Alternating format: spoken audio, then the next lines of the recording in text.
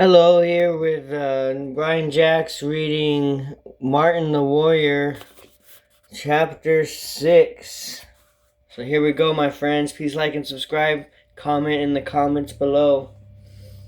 Scalarak the fox watched as Badrag tore at a roasted seabird and drank deeply of good damson wine that Clog had brought him. When Tyrant Stoat had eaten and drunk his fill, he wiped his mouth daintily on a dock leaf and nodded at the skull red. "Make your report!" The fox swallowed visibly, then spoke, moving from paw to paw. As he did so, Badrag could feel the effect on most creatures. His swift mood changes were a byword among the horde. "Lord, there are no signs of Clog and his ship. The sentries are keeping a dark eye out day and night. The prisoners in the hold have some sort of sickness, Lord. It may be fever. Blue Hide and Lumpback are taking stock of the army. Everything else is quiet. In order, there's nothing more to report." Badrag poured himself a little more wine. "Fever, the young mouse broom. He must brought it in with him. Pity. I was gonna have some fun with those three, make an example of them. Still, a fever is a good enough lesson to the slaves. Throw the wrongdoers in the pit where they can't catch fever. What a clever idea. Slaves getting fever from slaves. They can't blame us for that, eh, Skellig?" The fox laughed nervously, along with his master. Badrag suddenly stopped laughing, leaving the other to carry on. Skyragg's thin giggle trailed away as the tyrant's eyes hardened. "I've just had another clever idea, Skylarag. If my fortress isn't finished by the end of the summer, I might just throw a few of my captains in the fever pot. Tarat, that'll liven their ideas up. What do you say?" Skyrack could feel his paws beginning to shake uncontrollably. "A splendid idea, Lord." Rose waited while the young woman changed. There was a considerable interval with the known beast in the wall top. She took advantage of this to sneak up on the fortress. Standing facing the sentry of the gate, she measured out 20 paces to the south, marking the wall on a piece of charcoal. She dodged back to cover of the rocks. Grum was waiting for her. He had nodded over to the X marked the stone's fortress wall. "Be that it, Miss Roser?" "Be that it, Miss Roser?" She nodded, watching him sizing up the area. Rose trusted Grum to do the job swiftly and silently. In all the county, there was no stronger digger than her friend. The mole scratched the tip of his button nose. "Something easy and tender the nose, miss. You must see the rockets in earth there." Another rocky outcrop, similar to the one they were hiding behind. Rose let Grum explain his plan. "That little me be straighten we weather marker. Always start digging from there. That's as wise vermin guarders on the wall won't see us, and you keep spread tunnel dirt within the rock." The plan was perfect, and but the work of the moment to slip from one rock to another. Grum took one last look at the mark on the wall, muttering calculations to himself, as he squinted at all, and he held bluntly his digging paw to the sign of good fortune charm. "Loco me ivy mole, is ever want to dig a hole? Tunnel and good and all in his worth. Mole is the best when digging earth." Rose was amazed at the speed and the strength. Grum was straight down in the shower of pebbles and sand, whining as he went. Mouse Maid sat and waited, digging a flat oat cake from her pack. She munched it and sipped cold tea from a canteen. Soon Grum called back on, "Do you jumping down here, Miss now?" Without backward glance, she leaped into the hole. Grum caught her easily and set her steadily. She looked as it rumbled. "Whoa, there's exactly 2 mousy lengths." She was right. It was exactly the height of 2 mice. Yun standing ahead and climbing over those are no sense in getting a dirt. What did Mama say and Dad said? If I brought it back, I'll muck it up. The mousemaid hopped out, assisted by Groom, and then began to streaming up a rumble in the howl, and she dug steps in the inside of it, blowing sand from his snout. Grum eyed his work. "Nothing fancy about it'll do, hurry." And then straight tunneling through the bottom hole, and faster the two moles in the whole of Noonville. Skolrak stood between Bodrak and the Longin, trying hard not to stop his paws and shaking his interview with the tyrant. A bankroll was idly putting up weeds, but grew up against the side of the building. The fox watched him for a while. Drumpus over here! The bankroll pretended not to hear, but worked his way alongside as a squirrel. The fox looked his way in that, making sure he was unobserved as he spoke to the corner of his mouth. Well, now, what's happening in the compound, matey? I'm not your matey or any beast, Drumps answered without looking up. There's lots happening in the compound, and it costs you food and wine to figure it out. Skunner looked in his paws, and he steadied somewhat. I know that. You just find out roast fish and some wine here tonight, just under the corner there, where it usually is. Now tell me what's happening. Jonathan's voice was looking surely. I'm talking a chance for doing this. If I ever find out, they'd kill me for sure. So I'd like a proper whole roast fish, none of your table scraps, and some dark damson wine and cornsons brought when they paid a visit. Schooner's eyes widened. How do you know they brought damson wine? Justin sniffed. You'd be surprised what I know now. Do it, proper food. Yes, get on with it. Schooner chewed impatiently on a handclaw. Right, listen closely now. There's 3 ringleaders, Hillrose, the old hedgehog, Barker, the squirrel, and the young otter called Kalia.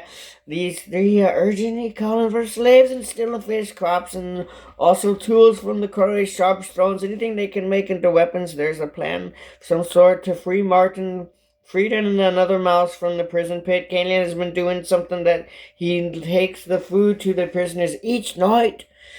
Scarrick urged the informer, what's the plan this kind doing? What do they need? Weapons? Still keeping his eye down on his strategy. I don't know. They plan to keep them out of the pit, and I'm sure that's not what Killen's up to. But the general's talking that they're free and able to help outside. Meanwhile, the others are collecting weapons against the day, and they get a chance to strike back and battering all of you. That's all I know. I've got to go now. Excuse me. Scarrag placed a football swiftly on Dumper's neck, holding him still a moment. You've done well, Drump.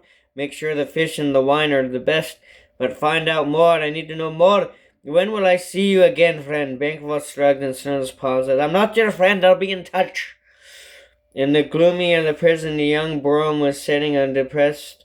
After the initial euphoria of contact outside had faded, he began to speculate miserably. Suppose they get caught outside the fortress, where will we be then? Fervent tried reasoning with him. Don't be silly, Brougham. This is Sister Mole aren't daft. They know what they're doing. The youngster was sad a while and started again. They might have the directions wrong. Suppose Grum tells the wrong way. He could have missed this place a few lengths. Just think of it. Poor old Grum digging and digging and digging nowhere. Why, it's twiddling your paws.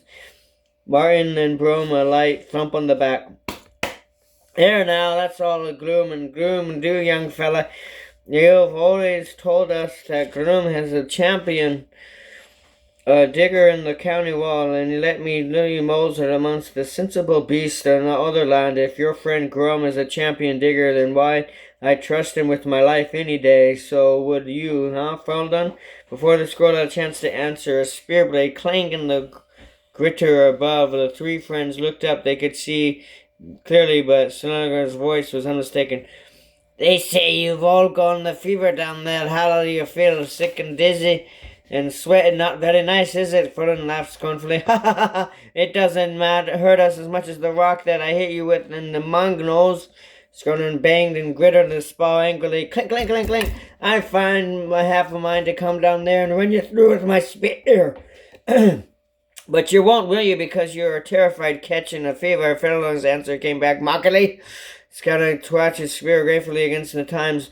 You're right, Skill, I won't come down, but then there's nothing else to will. That means food or water. Ha, we don't feed useless mouths around here. Nor do we play nursemaid to sick beast. You soon all stay down there until you die and rot.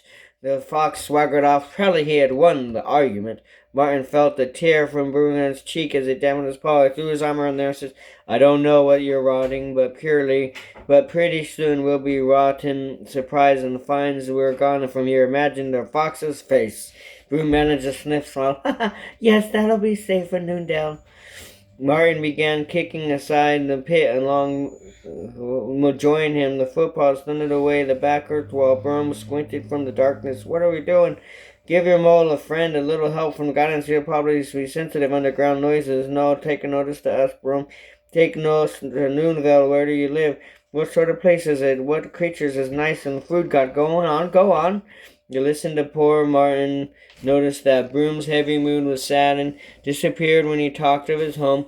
Let me see. What sort of place is Noonville? Well, it's a deep glade far from the forest. The secret place, you might say. A dawn and light sunlight filtering the golden dust through the oaks and the sycamores and the elms. It's quiet. You can almost hear the sounds of peace, like blue smoke just from the cook-off's fires mingling from the green leaves above. There's also a grass, a carpet, and the slopes, and there are flowers, columbines, foxgloves, bluebells, wood and onions, and groovy ivory. Round ivory ferns grow there too. Sometimes I say lying and looking like dawn. Look at you and on my tongue. Ferdinand blinked at a tear, surprised at the young one's eloquence. Sounds like a kind place, Brom. What about the creatures there? The creatures, well, they're Miss Sister Rose and me and my father and Urin and On and the chieftain of Noonville and our mama's name is Aaron, and we live other creatures have found in Noonville, moles, squirrels, hedgehogs, and even some otters. My father rules the vale. He's always very kind, but sometimes he can be stern. To naughty ones, he might like a mama, though she's the best cook anywhere. Martin almost forgot his ink and palms and thumped on the drywall. Does she cook anything nice? She cooks very nice. Brom sighed longingly. Soup, spring vegetables, pasties, nut bread, old fowl, wheat cod, a piglet, and the oven. She bakes the blackberry apple tarts, maple maize pudding, elderberry pie, and yellow super cream, gooseberry, crunch, and buttercup. Gotta keep knocking on this wall so Brom can hear us. Massaged his shrunken stomach as he wailed aloud. Stop, I can't take it, all this beautiful food. Mushroom, chestnut stew, and maple pudding. Oh, my aching teeth. Martin wiped a paw across his dripping mouth. Sounds delish. Broom gave a loud chuckle as he mischievously turned to his friends. My father helps with the moles and the hedgehogs. They brew all the drinks, the dandelion ale, the strawberry acorn, and the chestnut brown bear. Ooh, chestnut brown bear, stop, you little fiend, stop. Martin and Fiddlin began beating their paws harder against the wall. Grumman backed out of the hole, pushing his mountain of earth before him. Rose cleared it away, helping the mole out from the late afternoon sun. You seem to be making good progress, Grum. Battling his digging claw across the rock, he cleaned off the loose sandy soil, and Mole blinked his eyes against the sunlight. That'll be Artemis says. And right, and hands on two, or they beats in the mega two Thomas and on the winter flight, good things her, that's a long now, the Rose, afternoon, midnight, I reckon. Rose wiggled excitement. Midnight, wonderful. It should be fairly easy to get clear from Marshank under the cover of darkness. Oh, Grum, you're a dear. The mole made back the tunnel and couldn't embarrassment. Oh, listen, Mary. Listen, forget it, missy. Alright, like and subscribe. See you next